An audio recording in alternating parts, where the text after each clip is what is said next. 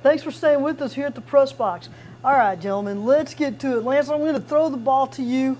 We're going to start with District 25-3A. Since you know so much about the Yellowjackets, tell us what we need to look forward to in this week's game against Taylor in the district opener. Well, starting with this week, Llano versus Taylor, I've looked into what Taylor has accomplished so far this season, and of course I've seen firsthand what Llano has accomplished, and it really is going to be a matter of a defense, and Taylor's defense appears down. They're averaging something like 35 points given up per game coming in to this week's contest. Llano, their average is close, but you got to take the Brownwood game out to get a true average, because Brownwood scored 54 points against them, as they have just about everybody else or more.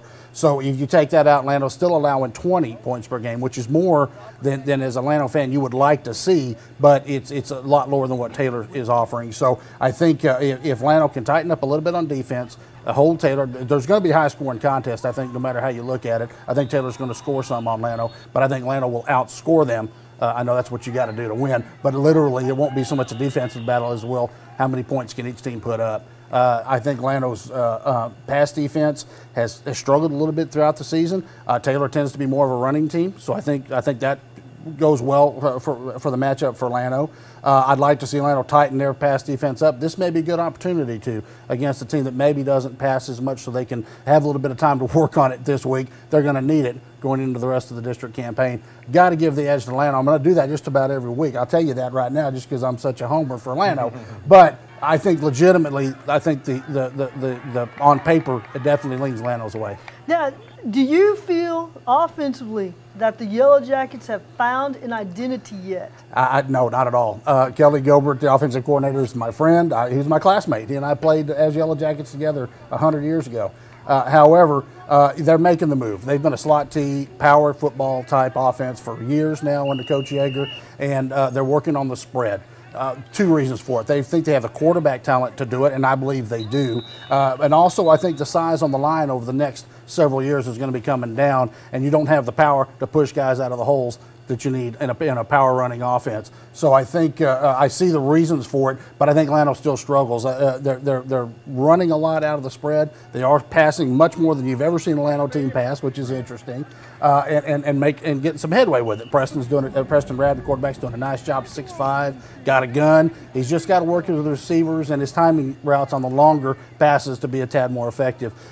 Once in a while, Llano reverts back to the slot T, and when they do, we see some success. It was several large runs last week against Fredericksburg. So having the dimension to go both ways, I think, is a benefit, but I think it provides a little confusion for the offense, as you mentioned, as they try to find their identity. Okay. Judge Burnet travels up to Lampasas. Is this Friday game going to decide the district championship?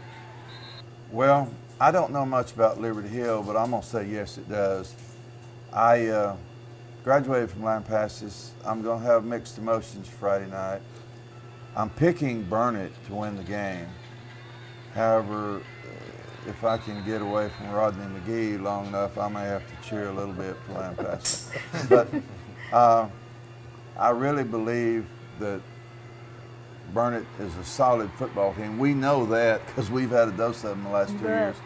They're a solid football team. Lampasas controls the football.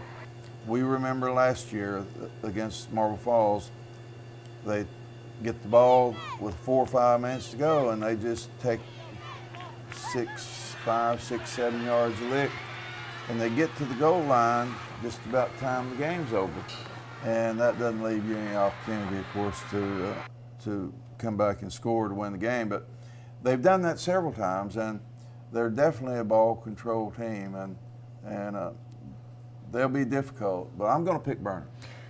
Do you think, Billy, that if the game is close, who does that favor? Because in a close game, do you give the edge to the home team? Normally you would in this, but because they're such a ball control running team, I think got to give the edge a little bit to Burnet. They have a little bit better passing attack, and they will go for it. They've already proved that when they want to go for something like that, they've got the plays and the people to put it in action. So I don't think that Lampasas, if they want to put this away, they need to put it away before the fourth quarter as far as that goes, because Burnet is going to storm back on them for sure. Well, you know, one thing we do know about Burnet their ability to play good defense for 48 minutes and their ability to maximize. You know, we heard from Steve McCannon, they never get too up, they never get too down, and they truly, truly believe that their defense is what's going to win the game for them. But you and I have been in Lampasas enough to know, and I know you have too, Judge, the strangest things always happen in Lampasas. That's true. You know, always, whether it's unnecessary roughness or personal fouls, the clock, you know, sometimes the clock is a factor and how quickly you can get a timeout called, or there's always a question about when a kid went out of bounds to stop the clock. So I agree with you. I think if Lampasas is going to win it, I would want to be up pretty big. On the other hand, in a close game, you can't help but think if the Badgers have the ball last, they're going to win the game. It's that sulfur water in Lampasas that causes those strange things to happen. I was going to say, you probably know better than anybody else. Llano has a similar situation with Wimberley, who's now out of our district, but that's where everything doesn't go right, and the place calls are always a little odd. But matching up the running ball control attack versus the more quick strike attack, you know, I think if Lampasas can score enough on each of the possessions that they have, I think is key. And I think that sometimes they may control a lot of the time of possession, but they're going to have to score at the end of each one. That's the drawback, if you will, to a ball control offense versus a quick strike type offense. So, you know, I've seen that with Llano over the years. You know, they have to score at the end of every possession just about if they're going to give up any points to the other team. Well, and that's a great indicator. You're right, because following David Yeager and his team for the last several years, he is known for having 9-minute drives. Oh. You know, and limiting the other team to one possession per quarter. I mean, and that's always huge. Okay, well, because we know who they picked for district champs. Who are you picking?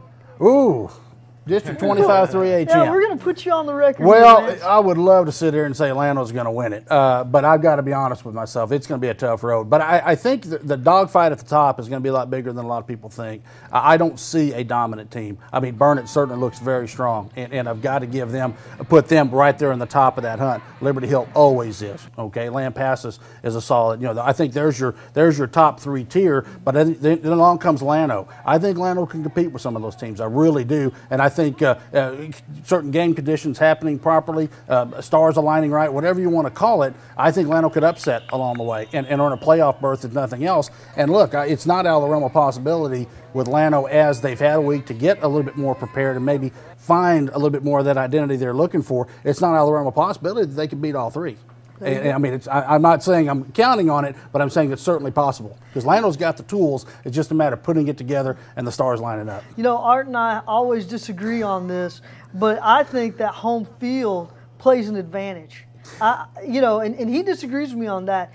What are your thoughts? Well, I think it depends on which home field you're talking about. I think certain teams have a fan base that I think really rallies behind them, and in that setting helps the team. I think Llano certainly likes playing at home. I think they like the fanfare. They like the crowds. But Llano crowds, unlike our reputation for basketball and volleyball and a few other sports, when it comes to football, we're not the raucous crowds that you get in other home stadiums. So I don't know that Llano gets a lot of boost necessarily from being at home, but I can see Burnet getting that. I think their fan base is outstanding. I think Marble Falls is too. So I think, you know, what I've seen there, I think that is a boost to those teams. Llano, I think, plays equally on the road or at home. I think it helps for not having to travel because you're mentally a little bit more prepared. But as far as the fan base, I'm not sure that plays a lot into Llano's plan. All right. Well, Judge, we're going to switch gears, talk a little bit more Marble Falls. And you said that you had something happen to you recently right after the Marble Falls win. You want to tell us about that? Well, Sunday night I was watching a football game on TV, of course, and I heard a little disturbance out in the yard. And I go out, look out the window, and there's birds all over my yard. Actually, pink birds, I guess they're pink, flamingos. And of course, I immediately wonder how they got there, because it's a large group of them. And I got to thinking about, now who would do something like that? And the first name that comes to my mind is Sylvia Weed, of course. Of course, Sylvia Weed, the superintendent's administrative assistant. And it comes to pass, it was Sylvia Weed. She spent her hard-earned money putting birds in my yard. Now, that's the kind of friends I have. I'm going to tell you, you know, it's nice to have those kinds of friends, I guess.